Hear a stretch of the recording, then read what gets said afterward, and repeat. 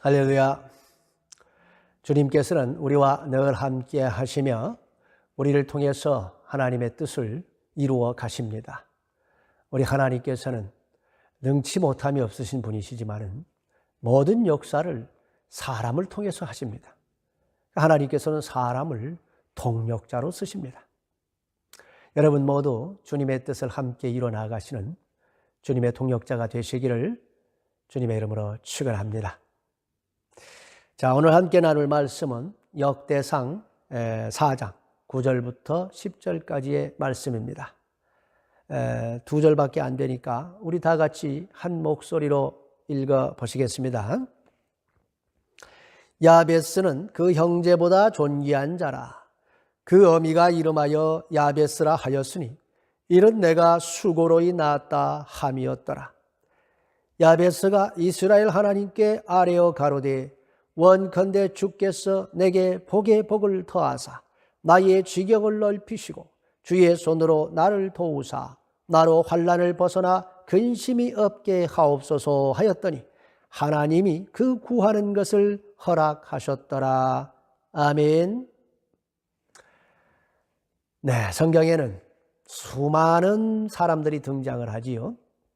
인류의 시조인 아담과 하와로부터 시작해가지고 예수님의 제자들의 행적과 그들이 쓴 복음서와 서신서 그리고 예언서까지 한 권의 책으로 이루어져 있습니다. 성경에 등장하는 사람들의 이름은 셀 수 없이 많지요. 성경의 인물들은 인류의 구원 역사에 있어서 의미를 갖는 사람들을 중심으로 기록이 됐다 하는 것을 알아야 합니다. 어떤 이름들은 하나님께서 직접 지어주셨고 또 어떤 이름들은 그들의 부모가 지었지요. 그 이름들이 가지는 의미를 살펴보면 참으로 흥미로운 것을 발견할 수가 있습니다. 인류의 조상인 아담이란 이름은 하나님께서 붙여준 이름이지요. 아담이란 말의 뜻은 붉은 흙 또는 사람이란 뜻입니다. 하나님께서 붉은 흙을 취하여서 사람의 형상을 빚으시고 그 코에다가 생명의 기운을 불어 넣어주시자 살아있는 영적 존재가 되었다라는 뜻으로 아담이라고 부르신 것입니다. 사람의 육체가 흙에서 나왔으니까 죽으면 다시 흙으로 돌아가게 되지요. 하지만 그의 본질인 영혼은 하나님께서 넣어주신 것이기 때문에 영생하게 되어 있어서 육체를 벗어난 영혼이 존재할 천국과 지옥이라고 하는 별도의 공간이 필요한 것입니다. 여러분 모두 천국의 백성이 되시기 바랍니다. 하와라는 이름의 뜻은 생명을 의미합니다. 아담으로부터 씨를 받아 생명을 잉태시켜 내므로써 후손을 이어갈 수 있도록 창조된 존재라는 것이죠. 하와는 천하 여인의 시조가 되었습니다. 그래서 아담과 하와를 통하여 이 땅에 인류가 번성하게 된 것이죠. 아담의 후손 중에 주목할 만한 한 인물은 가장 오래 살았던 무두셀라입니다. 무두셀라라는 이름의 뜻은 창을 던지는 자라는 뜻입니다. 고대 이스라엘 부족에서는 창을 담당하는 사람, 창을 맡은 사람이 부족을 지켜주고 이끌고 다스렸습니다. 그래서 이 창을 맡은 사람이 죽으면 그 부족은 멸망하는 거예요. 또 이 무두셀라라고 하는 이름을 분석을 해보면 무두, 이 말의 뜻은 죽다라는 뜻이고 셀라, 이것은 보내다라는 뜻입니다. 다시 말해서 창을 맡은 자가 죽으면 부족이 멸망하는 것처럼 그가 죽으면 하나님께서 이 땅에 심판을 보내실 것이다 라는 뜻이에요. 무두셀라는 969세에 죽었습니다. 그런데 그가 늙거나 병들어서 죽은 게 아니고 하나님의 심판으로 죽었습니다. 바로 타락한 인류를 물로 심판하시는 노아의 홍수 심판으로 죽은 거예요. 그러니까 그의 죽음과 함께 심판을 보내신다라는 뜻을 가진 이 무두셀라라고 하는 이름대로 모든 역사가 이루어졌다 하는 걸 알 수 있습니다. 노아의 홍수 이전에 죽음을 보지 않고 하늘로 올라간 에녹이란 사람의 이름의 뜻은 봉헌된 자 또는 시작하는 자라는 뜻입니다. 에녹이 하나님의 심판 전에 하나님께 봉헌될 것, 즉 바쳐질 것이다. 그리고 심판이 시작될 걸 알리기 위해서 그러니까 하늘로 휴거될 것이다 하는 것을 처음부터 그 이름이 말해주고 있는 것입니다. 인류의 심판이 있기 전에 휴거가 먼저 있을 것을 미리 보여주는 것이죠. 여러분 모두 주님을 믿음으로 심판을 면하시기 바랍니다. 홍수 심판을 불러왔던 노아라는 이름의 뜻은 휴식과 위안이란 뜻입니다. 인류에 대한 하나님의 심판은 불신자들에게는 이건 영원한 멸망과 고통으로 다가오겠지만은 노아와 같이 믿음으로 구원받은 성도들에게는 천국의 영원한 휴식과 위로가 될 것이다 하는 것을 말씀하고 있는 것입니다. 여러분 모두 천국에서 영원한 안식과 위로를 얻으시기 바랍니다. 데라는 자기 아들의 이름을 존귀한 아버지, 즉 존귀한 족장이 되라는 뜻으로 아브람이라고 지어주었습니다. 그런데 하나님께서는 그를 불러내셔서 그의 이름을 아브라함으로 고쳐주셨죠. 아브라함, 이 말의 뜻은 열국의 아버지란 뜻입니다. 하나님께서는 한 부족의 존귀한 족장이 되기를 꿈꾸던 그를 천하 만민의 믿음의 조상으로 세우신 것입니다. 그래서 아브라함의 계보를 따라서 결국은 인류의 구원자이신 우리 예수 그리스도께서 나오게 역사하시고 인류를 죄와 사망의 법에서 구원하신 것입니다. 여러분 모두 믿음으로 아브라함의 자녀가 되셔서 구원받으시기 바랍니다. 아브라함 아내의 이름은 사레였지요. 사레, 이 말의 뜻은 공주라는 뜻입니다. 그 사레의 부모가 그녀가 공주처럼 예쁘게 행복하게 살기를 원하는 마음으로 그런 이름을 지어줬지 않겠습니까? 하지만 하나님께서 사레의 이름을 사라로 고쳐주셨습니다. 사라, 이 말의 뜻은 열국의 어머니란 뜻이에요. 그저 멋진 남자 하나 만나가지고 공주처럼 행복하게 그렇게 살기를 원했던 사레를 아브라함에게 붙여주시고 아브라함에게 넣어주신 위대한 하나님의 비전을 함께 이룰 수 있도록 그녀를 열국의 어머니로 세워주신 것입니다. 아브라함의 아들의 이름은 이삭이지요. 이삭이란 이름의 뜻은 웃음입니다. 아브라함이 99세가 됐을 때 사라의 나이는 이제 10살 차이니까 89세였으니까 이미 여성의 기능이 다 끝나가지고 이제 자녀를 낳을 수가 없는 몸의 상태였습니다. 그런데 하나님의 천사들이 아브라함을 찾아와 가지고 내년 이맘때 네가 아들을 낳으리라 이렇게 얘기하니까 아브라함이 너무 기쁘기도 하지만 너무 어이가 없어가지고 웃었습니다. 그것을 밖에서 엿들었던 사라도 이거 말도 안 되는 소리니까 웃었습니다. 그러나 하나님의 말씀대로 죽었던 사라의 몸이 살아나서 사라가 이삭을 낳게 되지요. 이것은 죽은 자 가운데서 부활하실 우리 주님을 예표하는 사건이었습니다. 그래서 아들의 이름을 웃음이라고 지은 거예요. 웃을 일 없는 인생에 웃음을 선물해 주신 하나님의 은혜를 경험한 것입니다. 여러분의 인생에도 이렇게 웃을 일이 많이 생겨나기를 주님의 이름으로 축복합니다. 이삭의 아들은 야곱이지요. 이삭이 자기 둘째 아들의 이름을 야곱이라고 지은 것은 그가 쌍둥이로 태어날 때 자기가 먼저 나오려고 그 첫째 발꿈치를 붙들고 나왔기 때문에 발꿈치를 잡았다. 그런 뜻으로 야곱이라고 지어줬습니다. 그런 욕심이 참 많아가지고 좋은 것이면 무엇인지 빼앗고 차지하려고 노력하는 그런 삶을 살았지요. 하나님께서는 그를 21년간 혹독하게 연단을 하신 후에 그를 야복 강가에서 만나가지고 아예 환도뼈를 쳐서 절뚝발이를 만들어가지고 그를 낮추시고 겸손하게 만드시고 이스라엘이란 이름을 주셨습니다. 이스라엘, 이 이름의 뜻은 하나님과 겨루어 이겼다, 그런 뜻입니다. 더 분명하게 말하면 하나님께서 져주신 거지요. 하나님께서 그를 만나주시고 그를 낮추시고 그에게 져주시고 그가 그토록 원하는 복을 준 겁니다.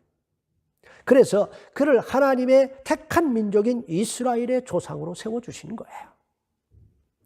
자, 마지막으로 한 명만 더 보겠습니다. 그건 모세이죠. 모세란 이름의 뜻은 모세란 이름은 모세의 부모가 지어준 게 아니죠. 애굽의 바로 왕의 딸이 지어준 이름입니다. 갈대 상자에 뉘어가지고 나일강을 이렇게 떠내려가던 그를 하나님께서 바로의 딸에게 다 붙여가지고 공주가 그를 물에서 건졌다, 그래서 모세 이렇게 지어준 거예요. 모세가 뉘어있던 이 갈대 상자는 히브리어로 테바라 한다 했죠. 또 노아가 홍수 심판을 면하기 위해서 지었던 방주도 테바라고 한다고 그랬죠. 당시에 바로 왕이 히브리 여인들이 아들을 낳으면 무조건 나일강에 던져 죽여라 그랬습니다. 그러니까 이 나일강의 물은 심판인 죽음을 상징하는 거잖아요. 물의 심판을 면하게 했던 이 갈대 상자는 노아 홍수 심판을 벗어나게 한 방주와 역할이 동일한 겁니다. 결국 바로의 공주가 그의 이름을 물에서 건진 자라는 뜻으로 모세라고 지어준 것은 하나님께서 장차 애굽에 내리실 하나님의 심판으로부터 이스라엘 백성들을 구원의 자로 그를 쓰시기 위해서 그런 이름을 갖도록 역사하셨다는 걸 알 수 있습니다. 자, 지금까지 살펴본 것들을 종합해 볼 때에 성경에 등장하는 인물들의 이름에 그 나름의 의미가 있다는 것을 알 수 있습니다. 하나님께서 직접 지어주신 이름들은 그게 이제 구속사적인 의미를 갖는 것이 대부분이고, 또 각각의 이름들 속에도 놀라운 사연들이 들어있구나 하는 걸 알 수 있죠. 자, 오늘 우리가 읽은 이 역대에서는 유대의 율법학자였던 에스라가 기록한 것이라고 봅니다. 에스라는 하나님께서 다윗을 통해서 보여주신 신정 정치의 영향을 회상하면서 하나님에 대한 신앙을 회복시키기 위해서 이 역대서를 기록했습니다. 하나님께서 주신 언약이 성취되는 역사를 보여줌으로써 언약 백성의 영원성을 깨닫게 하려고 이 역대서를 기록한 거예요. 그래서 에스라는 1장에서는 아담에서부터 아브라함에 이르는 계보를 먼저 쫙 기록을 합니다. 그리고 2장에서는 이스라엘의 아들들의 계보를 기록을 합니다. 3장에서는 다윗의 가문을 기록합니다. 그리고 이 4장에서는 남방의 지파들에 대해서 기록을 하지요. 그러니까 유다의 아들들의 족보를 정리함에 있어서 누가 누구를 낳고 이렇게 정리를 하다가 갑자기 한 사람에 대해서 강조를 하고 난 후에 기록을 계속 이어나갑니다. 그러니까 유다의 아들들의 족보를 열거 하다가 이 사람에 대해서는 내가 특별히 꼭 좀 짚고 넘어가고 싶다라는 듯이 한 사람을 특별히 언급하고 넘어가요. 에스라가 특별히 언급한 인물은 바로 야베스란 사람입니다. 우리 다 같이 9절 말씀 읽어보시겠습니다. 야베스는 그 형제보다 존귀한 자라. 그 어미가 이름하여 야베스라 하였으니 이는 내가 수고로 인하였다 함이었더라. 야베스는 야베스 족속의 족장입니다. 그는 그의 형제보다 존귀한 자라고 기록을 하고 있어요. 그러니까 야베스는 유다 지파의 다른 형제들보다 더 존귀한 자라는 것입니다.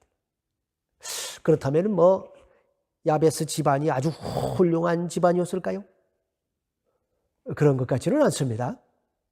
훌륭한 가문에서 명성과 재력이 있는 가문에서 태어났더라면 뭐 그가 다른 형제들보다 존귀한 자가 됐다고 그래. 그게 뭐 특별한 일이 아니잖아요. 그거는. 뭐 요즘 한국에서 아빠 찬스, 엄마 찬스를 써가지고 사회적인 우위를 차지하는 사람들 때문에 그럴 능력이 없는 청년들이 분노를 하고 있습니다. 만일 야베스가 부모 덕을 보아서 성공했더라면은 에스라가 뭐 특별히 그를 언급하지는 않았겠지요. 근데 9절에 보면 그 어미가 이름하여 야베스라 하였으니라고 말씀하고 있습니다. 다시 말해서 그의 이름을 그의 어머니가 지어줬다는 겁니다. 우리가 앞에서 계속 살펴본 이름들은 하나님께서 지어주시지 않았다면 그의 아버지가 지었습니다. 모세를 제외하고는 다 그랬죠.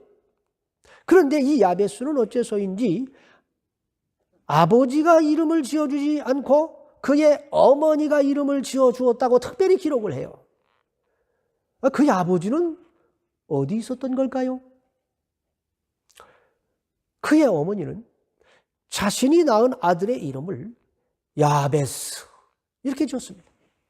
야베스란 말의 뜻은 고통을 주는 자. 참 이상하지 않습니까? 무슨 이거 뭐 저주를 하는 것도 아니고 애 이름을 무슨 고통을 주는 자. 이게 뭡니까 이게? 여러분이 뭐 자녀들의 이름 지을 때 많이 고심을 해서 지었을 겁니다. 장차 이 아이가 이런 사람이 됐으면 좋겠다 하는 마음으로 소망 가운데 이름을 지어 주었을 거예요. 뭐 저도 저 아이들 이름 지을 때 기도하며 지었습니다. 나중에 여러분의 자녀들이 커가지고 왜 제 이름을 이렇게 지었어요? 라고 물으면은 아이에게 꿈과 비전을 넣어줄 수 있는 뭐 그런 이름을 우리가 짓지 않습니까? 뭐 저도 저희 아버지에게 사춘기 때 이제 물어봤어요. 제 이름의 뜻은 무엇입니까? 그랬더니 저희 아버지가 내 이름은 기일영의 보배진, 그러니까 영원한 보배 같은 사람이 되라고 그렇게 지었단다. 그렇게 말씀해 주셨습니다. 그런데 말이죠, 놀라운 사실은 그때부터 저도 모르게 제가 어디를 가든지 나는 보물 같은 존재가 돼야 돼라고 이렇게 되려고 노력하게 되더라 그 말이에요. 이름 속에 부모의 소원이 담겨 있고 그 이름을 받은 자녀는 또 그 이름에 맞게 살려고 노력하게 된다는 겁니다. 그래서 부모들이 자식에게 좋은 이름을 지어주려고 하는 거예요. 근데 뭐 우리 러시아인들은 자녀 이름 지을 때 뭐 별로 고민할 필요가 없는 것 같아요. 제가 보니까 뭐 알렉산더, 예부게니, 나타샤, 스베타, 세르게이, 꼬울야, 니콜라이 막 이러면 러시아인 3분의 2 정도는 다 그냥 해결되는 것 같아요. 그래도 어떤 분들은 어원사전 찾아보면서 자식에게 예쁜 이름 지어주려고 노력하는 그런 러시아인들이 틀림없이 있을 겁니다. 그런데 이 여인은 어째서인지 자신의 아들에게 고통을 주는 자라는 뜻을 가진 야베스라는 이름을 지어줬을까요? 일단 이 아이의 이름을 아버지가 지어주지 않았다는 것은 이 여인이 지금 어떤 사연이 있음을 알 수 있습니다. 그걸 보여주는 거죠, 그죠? 엄청난 고통 중에 아이를 낳았기 때문에 그런 이름을 지었을까요? 당시 여인의 처지가 아기를 키우기 어려웠든지 아니면은 아기를 원치 않았는데 어쩔 수 없이 낳게 되었기 때문일까요? 여하튼 이 여인은 자신의 아들을 보면은 자신의 고통스러운 삶이 생각났던 모양입니다. 그래서 너는 나에게 축복이 아니라 고통을 주는 자다, 그런 뜻으로 자녀 이름을 지었단 말이에요. 어쩌면 이 여인이 강간을 당해가지고 원치 않은 아이를 낳게 되었을지도 모르죠. 아니면은 뭐 남편이 갑자기 죽고 난 후에 아이를 낳았든지, 아니면은 뭐 이혼을 당하고 난 후에 아이를 낳았을 수도 있지요. 여하튼 남들이 다 기뻐하는 이 출산의 기쁨이 그녀에게는 고통이었다는 것입니다. 부모의 사랑을 충분히 받지 못하고 자란 사람은 인격 장애가 있는 경우가 많습니다. 이 아이가 자라면서 자아가 막 형성되는 사춘기에 접어들었을 때에 무슨 생각을 했겠어요? 친구들이 어이 고통을 주는 녀석, 자기를 맨날 그렇게 불러. 무슨 생각이 들었겠습니까?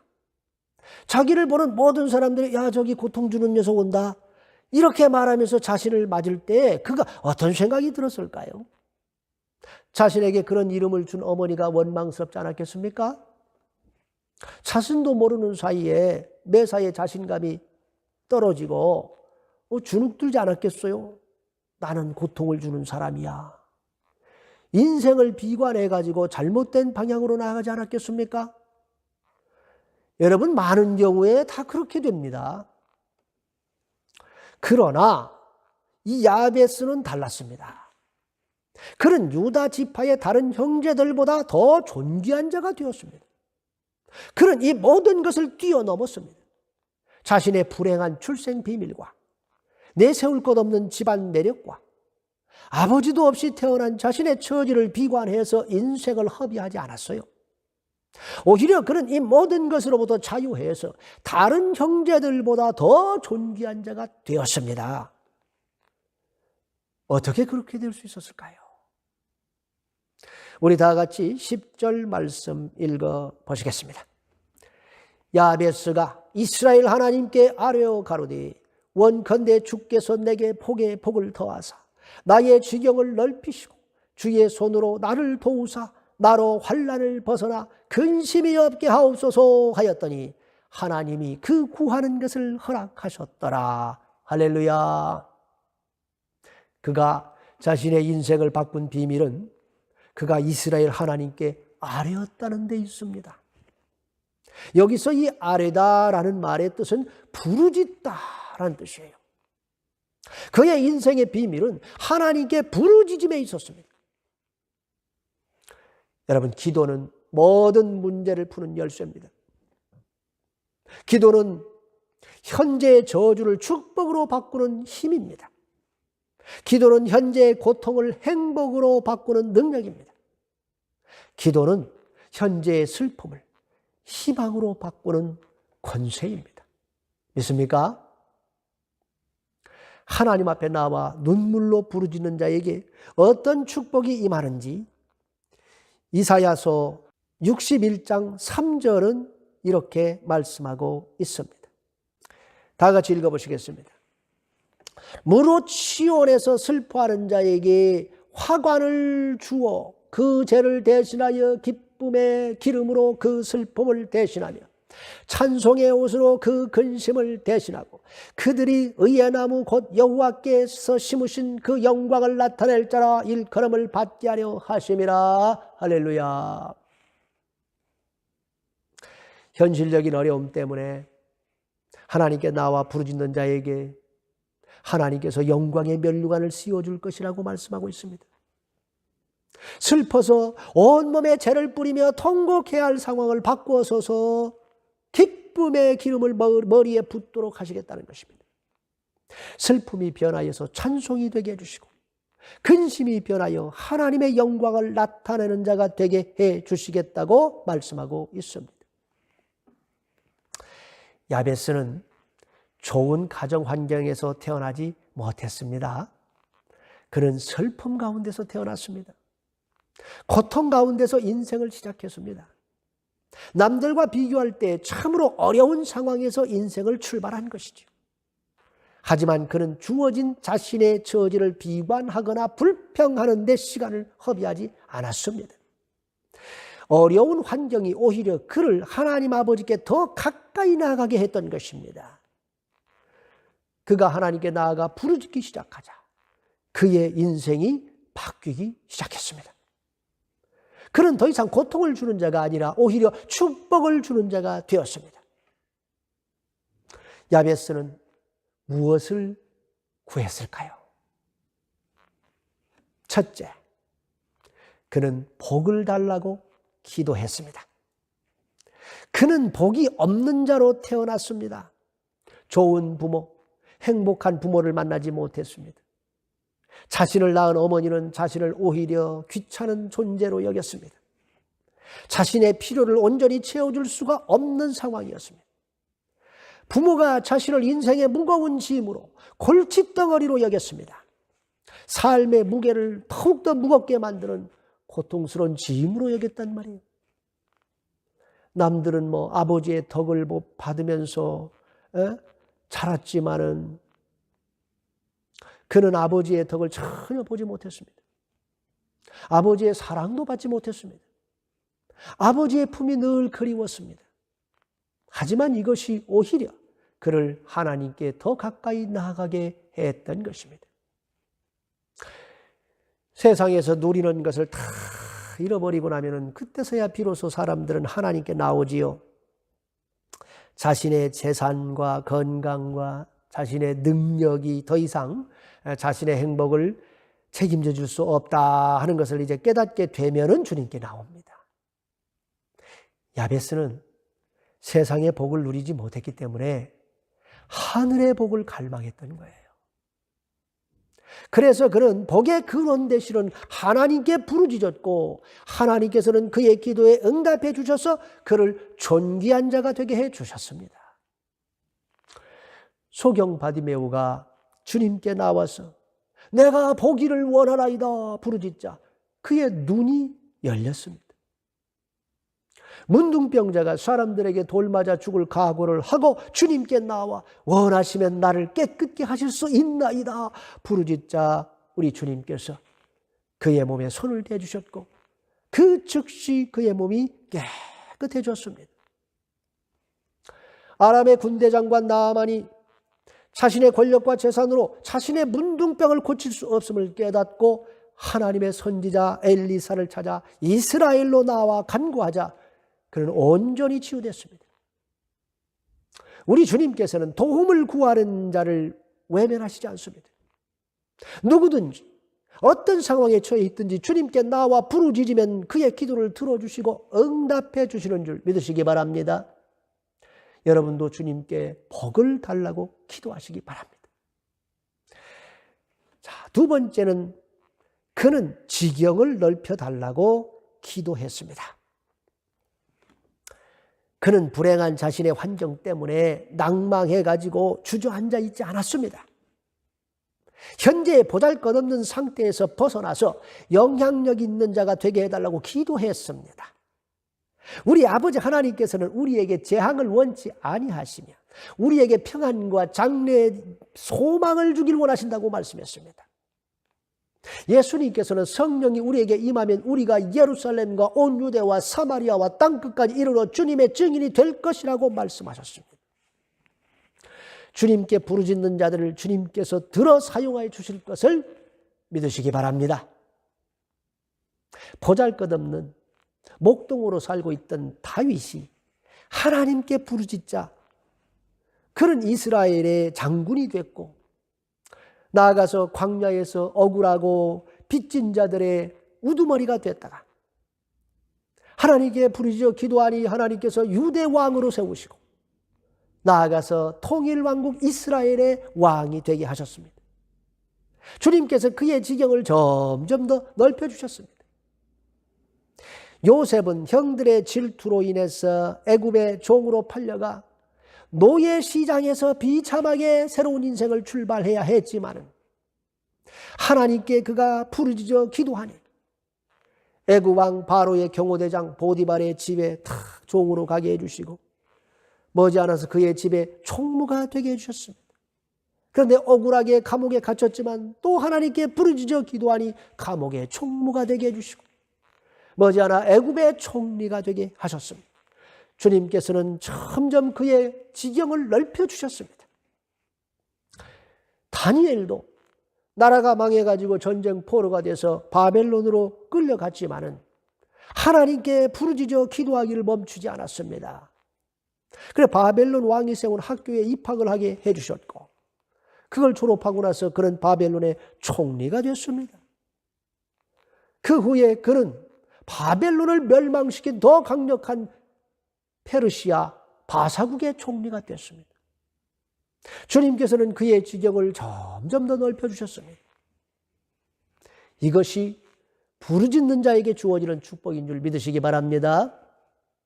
여러분도 하나님께 부르짖으셔서 이런 축복받아 누리시기를 주님의 이름으로 축원합니다. 세 번째, 그는 환난을 벗어나게 해달라고 기도했습니다. 이 땅의 삶은 수고와 슬픔이 있는 삶이지요. 야곱은 자신의 130년의 인생을 험악한 세월이다 이렇게 규정을 했지 않습니까? 이스라엘이 400년간 애굽에서 종살이를 하고 있다가 홍해가 갈라지는 기적을 통해서 해방됐을 때 그들은 이제는 고생 끝, 행복 시작이다 그렇게 생각을 했겠지요. 그러나 오히려 환난의 시작이었습니다. 광야의 굶주림, 갈증, 끊임없이 이동을 해야 하는 나그네의 삶이 그들을 기다리고 있었어요. 그들이 환난을 벗어나는 길은 하나님의 구름 기둥과 불 기둥의 그늘 아래에 거하는 것이었습니다. 그것을 벗어나는 순간 맹수의 공격을 받았고 뜨거운 햇살과 혹독한 추위를 만났습니다. 우리가 이 세상에서 만나는 환난을 벗어나는 길은 주님께 나가는 겁니다. 주님의 은혜 안에 거하는 거예요. 하나님께서는 풀무불에 던져진 다니엘의 세 친구를 구해주셨습니다. 사자굴에 던져진 다니엘을 건져주셨습니다. 감옥에 갇혔던 베드로를 구해주셨고 온갖 환난으로부터 바울을 구해주셨습니다. 성도 여러분, 이 땅에 힘들고 어렵고 고통스러운 삶을 복된 삶으로 만들길 원하십니까? 기도하십시오. 지금의 현실로부터 벗어나서 의미 있는 삶, 영향력 있는 삶을 살기 원하십니까? 기도하시기 바랍니다. 주님께서 여러분이 구하는 것을 들어주실 줄 믿고 기도하시기를 주님의 이름으로 축원합니다. 우리 다 같이 기도하시겠습니다. 하나님 아버지, 우리를 이 땅에 보내실 때에 다 목적을 가지고 보내신 줄 믿습니다. 우리를 서로 다른 환경과 위치에 놓으신 것은 하나님의 섭리와 뜻 가운데 이루신 일인 줄 믿습니다. 우리가 힘들고 어려운 현실에 직면할 때마다 야베스와 같이 주님께 나아갑니다. 주여, 우리에게 복의 복을 더하여 주시옵소서. 우리의 지경을 넓혀 주시옵소서. 우리를 이 환난으로부터 하루속히 벗어나게 하여 주시옵소서. 우리는 능력이 없습니다. 하지만 주님께서는 모든 것을 다 하실 수 있습니다. 믿는 자에게 능치 못할 일이 없다 말씀하시고 주의 이름으로 구하면 주님께서 친히 이루어 주시겠다 약속하셨으니 우리의 기도에 응답해 주실 줄 믿습니다. 우리의 피난처가 되시는 주 예수 그리스도의 이름으로 기도합니다. 아멘.